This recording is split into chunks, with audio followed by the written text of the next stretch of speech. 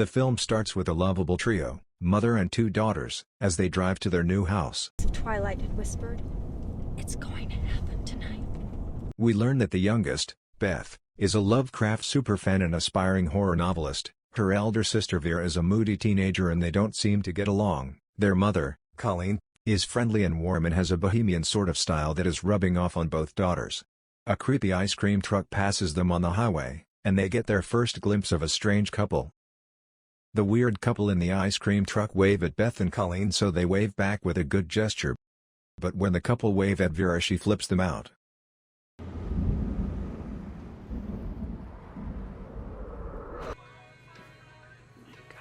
Heinous. In a store they stop in along the way, a news report reveals a little detailed account of a murder in the area. It's a frightening forewarning of events to come, glossed over by the young girls. About your age. Meet that up.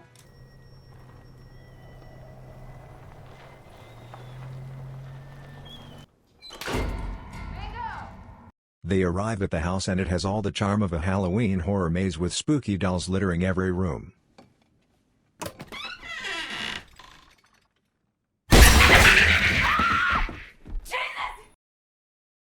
In the midst of things, Beth starts to cry because she had her period and her mother tries to comfort her. You have a great sense of timing. Vera! Colleen goes outside and talks to Vera about her being more supportive towards her sister.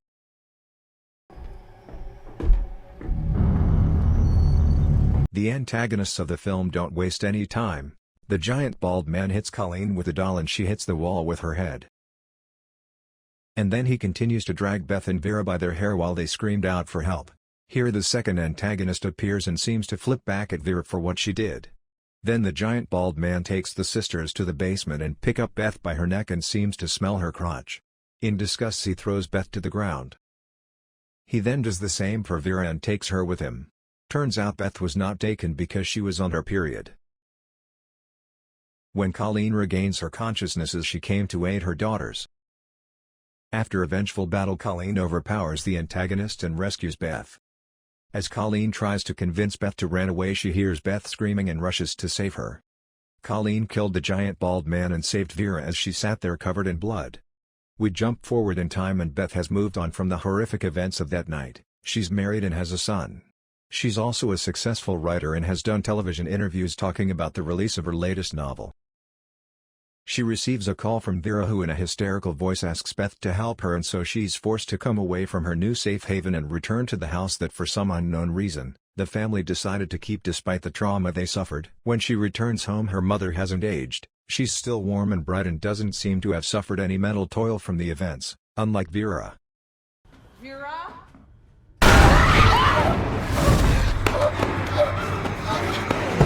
Colleen is almost keeping Vera like a captive in the basement, where she has padded the walls with old mattresses. Beth begs her to get Vera help but is blissfully ignored. I'm here, Vera. The next night Beth and Colleen were drinking and dancing. After a little while, Colleen slept on the couch. That night they're attacked again, the same intruders, the same ordeal, but when Beth wakes the next morning, covered in bruises, she blames Vera.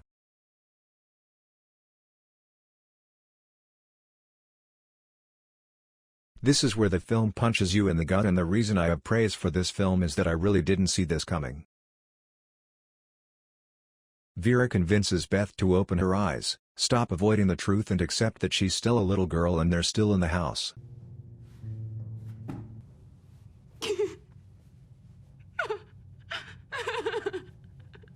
Colleen didn't save the girls and was instead killed.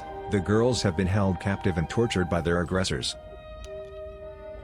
The antagonist then puts makeup on Beth and treats her as a doll.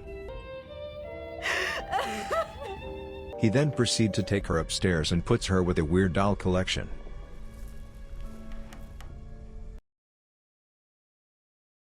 The giant bald man then comes and picks one of the dolls and starts to touch it inappropriately. When the doll starts to make noise, the man burns its hands. He then approaches Beth and picks her up by her leg. Beth then tries to escape. She stabs him and he throws her onto the ground. Then after a struggle she managed to get the upper hand and hit him with a typewriter. Beth goes and gets Vera and they escape. Once outside, the adrenaline get to them and they ran all night not knowing where to go or what to do. When the day breaks they saw a police car and they screamed for help. The police officers rushed to their help. The male officer went back to the car to report the incident. When he came back he was shot dead by one of the antagonists. Then when the female officer tried to shoot the antagonist she was shot dead as well. The girls were captives again. They were taken to the house with the ice cream truck. It then cuts to a scene to adult Beth having a party in her house. Beth then hears her sister scream for help. Beth then realizes the only way out of this misery was to accept that they still are captives. She then rushes to the mirror in front of her and crashes through, coming out as young Beth. The bald giant drags her by her feet and tries to strangle her to death. Luckily the creepy doll from the mirror saves her when it suddenly makes a noise and captures the giant's attention. Beth then goes to Vera's aid and bits the skin off of their aggressors. As she continues to fight with the aggressors a police officer comes to their rescue and shoots both antagonists. Beth and Vera are finally rushed to the hospital. And the movie ends as Beth mouths "I love you" to Vera.